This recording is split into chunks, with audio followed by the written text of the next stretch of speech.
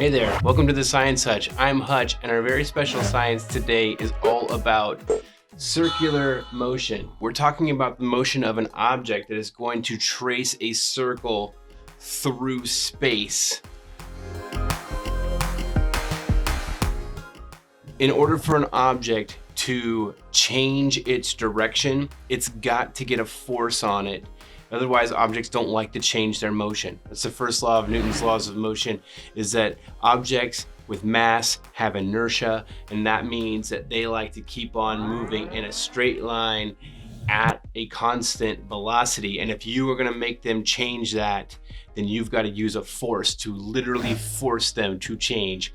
So to get an object to move in a circular path, you have to be providing a force that is acting on it, that is pointed towards the center of the circle you want the object to move in.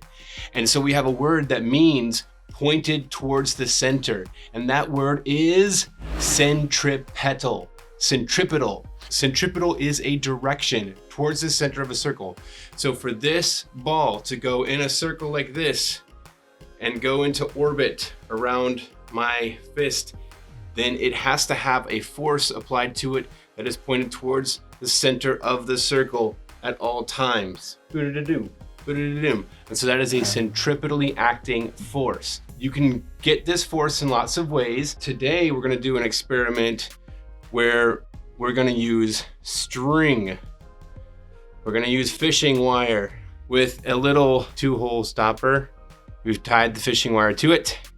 And then we run that fishing wire to, this is the body of a pen that I butchered the pen, and now I've got a hollow tube. And then on the other end of the string, you'll have an object of mass. I have a Vader. I have a Vader on the end of this string. I'm gonna let Vader lower down, all the way down the floor, and I'm gonna start just twirling this around. Okay, and now I'm gonna let it twirling it bigger and bigger and bigger and bigger, and it's raising the Vader. We are elevatoring. We now have an elevator, a hand-powered elevator. Now, how are we keeping this rubber stopper moving in a circular path? We're using a centripetally acting force that is acting through the string molecules, that is a tension. So we have a tension force on this string. There's our centripetally acting force. And so there is a tension force pointed like that, towards the center of the circle off of that rubber stopper. So what's pretty cool is, all right, for every action, there's an equal and opposite reaction. So for this string to pull on this rubber stopper, the rubber stopper also pulls on the string with an equal and opposite strength. It's transmitted all the way through the string down to the Vader. And if we can pull Vader up with a constant velocity, that means that Vader has no acceleration, and that means that the net force on Vader is 0. And if the net force on Vader is 0, then the ups have to equal the downs. The downs on Vader would be Vader's weight.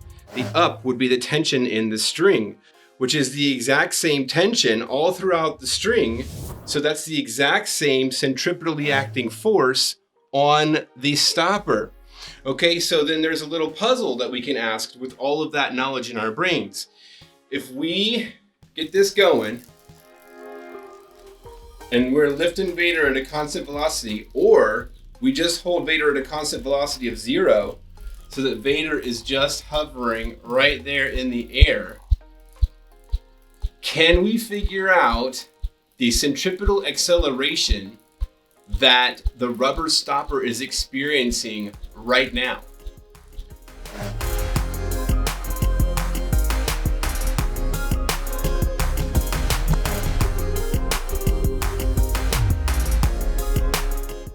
Use the video and or the stopwatch to figure out how much time it takes the stopper to go once around the circle.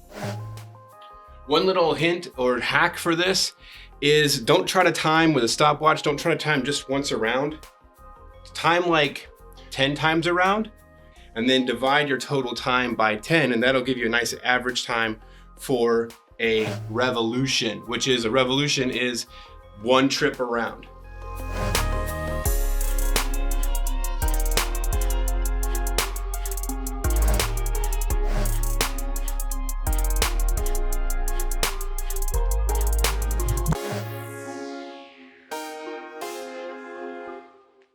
You need to kind of find this moment and then capture it by grabbing the string so it can't move. And then measure that length. What is that length? That is the radius of the circle. That is the radius of the circle that this stopper was moving in.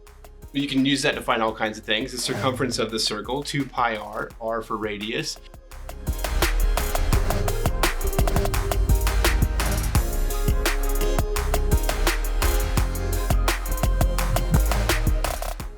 You can use any object you want to here. Knowing the mass of the object is super helpful if you want to try to find the tension in the rope or the string. So try to find the tension in the string, try to find the centripetal acceleration that the stopper is experiencing, and then you are doing some amazing physics work with centripetal acceleration. Hope you enjoy having fun doing this lab. Thanks for watching.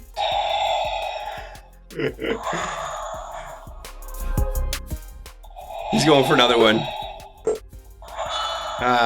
Nice breathing moment there. Nice mindful moment.